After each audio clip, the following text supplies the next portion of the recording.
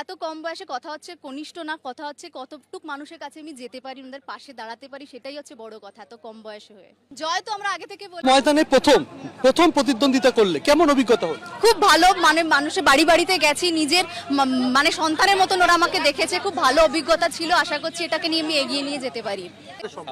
বিজেপিরা ভুল বুঝিয়েছিল, এখন মানুষরা মানে সাধারণ মানুষরা বুঝতে পেরেছে কি দিদি ছাড়া হবে না উন্নয়ন, দিদি আমাদের সাথে আছে, প্রতিটা জিনিস দিচ্ছে দিদি, কি না দিচ্ছে এখন মানে সাধারণ মানুষরা বুঝতে পেরেছে। সেই হিসাবেই এটা আমার জন্য কিছু না, এটা সব দিদির জন্যই হচ্ছে। নিজেদের মধ্যে কি দলে কোনো সমস্যা ছিল তার ফলে? একদমই না, কেন থাকবে না, কেন থাকবে? তাহলে কি জয়লাভ করতে পারতাম? আজকে আমরা এত সিট মানে এগিয়ে আছি, এত লোক মানে ভোট আমাদের এগিয়ে আছে। যদি প্রবলেম হতো আমাদের ইসের মধ্যে তাহলে সিটটা এগোতো না। তো আমাদের নৈতিক দায়িত্ব রায়গঞ্জবাসীকে যেটা প্রতিশ্রুতি দিয়েছি সেই ডেভেলপমেন্ট, রায়গঞ্জের যাতে সার্বিক ডেভেলপমেন্ট হোক, এটাই আমার লক্ষ্য।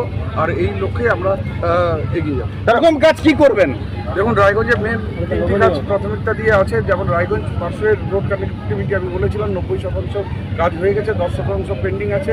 সেই কাজটা আমি করব। রায়গঞ্জের ড্রেনেজ ব্যবস্থা, সেটা রায়গঞ্জের বোর্ড অফ অ্যাডমিনিস্ট্রেটর আর যারা কোঅর্ডিনেটর আছেন তাদের সাথে বসে নিয়ে একটা মাস্টার প্ল্যান তৈরি করব। আর রায়গঞ্জে একটা জঞ্জটটাও একটা সমস্যা, সেই জঞ্জটমুক্ত রায়গঞ্জ কী করে করা যায় সেই প্ল্যানিংটা আমরা করে নিয়ে ডেভেলপমেন্ট।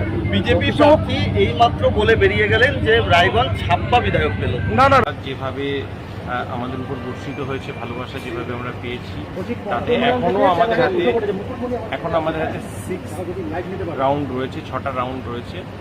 আমরা আশাবাদী আমরা একটা বড় মার্জিনে জয়যুক্ত। কোন অঞ্চলগুলো বাকি আছে এখনো পর্যন্ত লিডের